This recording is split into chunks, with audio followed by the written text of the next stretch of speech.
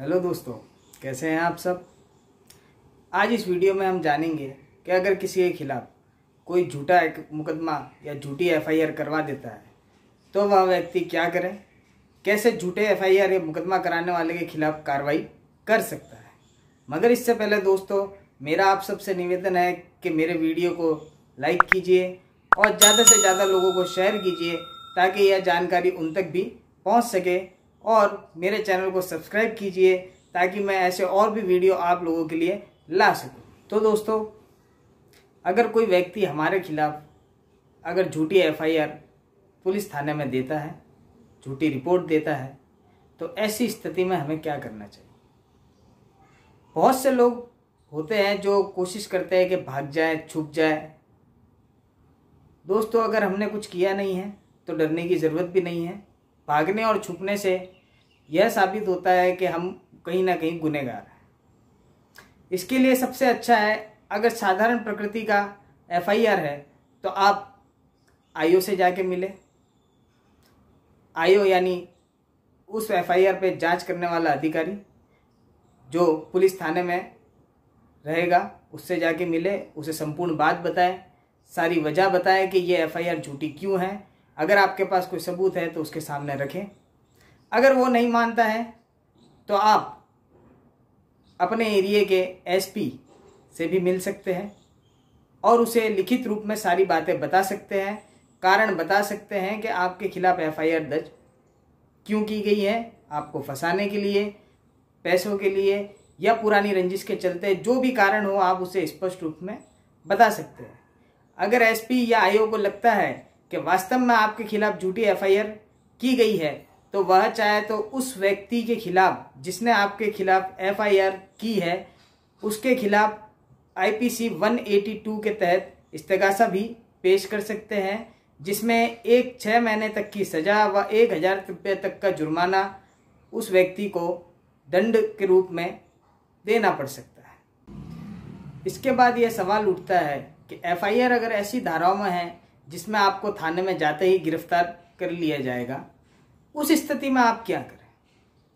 तो इसके लिए दोस्तों, अपने किसी रिश्तेदार, किसी घरवाले या अन्य कोई भरोसेमंद व्यक्ति को आप एप्लीकेशन के जरिए एसपी को पेश करवा सकते हैं, जो आपकी जगह वहां उपस्थित होकर आपकी सारी बात एसपी के सामने रखेगा,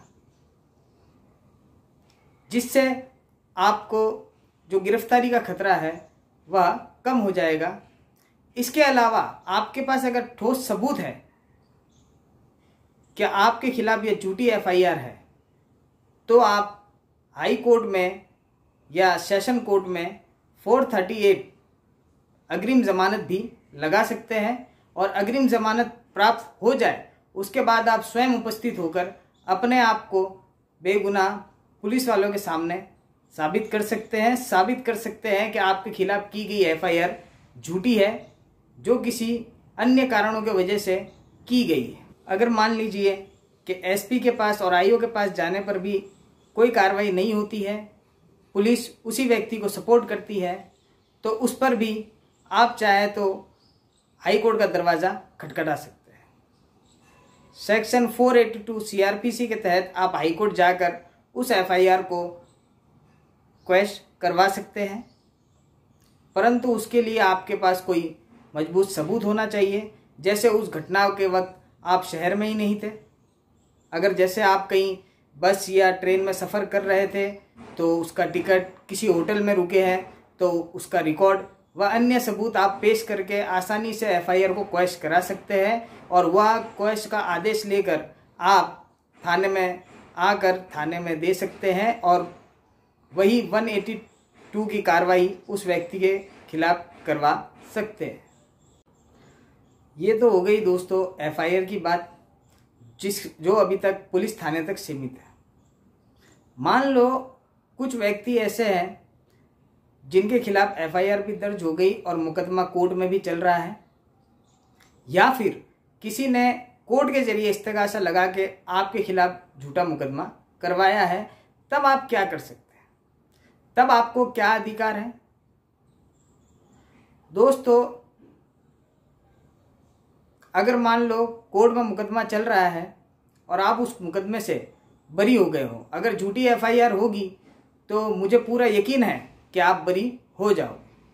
अगर आप बरी हो गए हो तो उसके बाद आप चाहो तो IPC 211/500 के तहत आप कोर्ट में इस्तगासा लगा सकते हैं उस व्यक्ति के खिलाफ, जिसमें अगर साधारण प्रकृति का मुकदमा होगा तो उसे 3 साल तक की सज़ा, और अगर गंभीर अर्थात जिसमें 7 साल से ऊपर तक की सज़ा है, ऐसा कोई मुकदमा आपके खिलाफ चलाया गया था झूठा, तो आप उस व्यक्ति को 7 साल तक की सज़ा मिल सकती है और जुर्माने से भी दंडनीय किया जा सकता है। और अगर आपके खिलाफ इस्तगासा हाल ही में लगा है तो आप उस इस्तगासे का नकल लेकर सेशन कोर्ट में रिवीजन भी करवा सकते हैं और ठोस सबूत पेश करके उस इस्तगासा को निरस्त करवा सकते हैं और उस व्यक्ति के खिलाफ वही 211 व 500 IPC के तहत कार्रवाई करवा सकते हैं।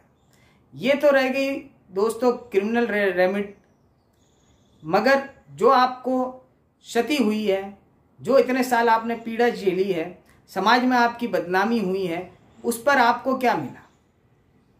तो इसके लिए भी सिविल रेमेडी है। आप चाहे तो उस व्यक्ति पर मानहानि का दावा भी कर सकते हैं। आप अपनी जो क्षति है, जो समाज में बदनामी है, जो इतने समय आपने मानसिक पीड़ा झेली है, उसके बदले उस व्यक्ति के मानहानि का दावा कर सकते हैं, उससे क्लेम कर सकते हैं। दोस्तों, ये कुछ बातें हैं जो ज़रूर आपके काम आएगी। अगर कोई व्यक्ति आपको झूठे मुकदमे में फंसाने की कोशिश करता है या झूठे मुकदमे में फंसाता है किसी रंजिश या किसी अन्य कारणों के चलते, तो आप ये कार्रवाइयाँ करके उसके खिलाफ कार्रवाई करा सकते हैं और न्याय पा सकते हैं। तो दोस्तों, इस वीडियो को ज़्यादा से ज़्यादा शेयर कीजिए ताकि यह जानकारी और भी लोगों तक पहुँचे और हो सके तो किसी व्यक्ति के काम आ जाए। नमस्कार दोस्तों, मिलते हैं किसी अगले वीडियो में। धन्यवाद।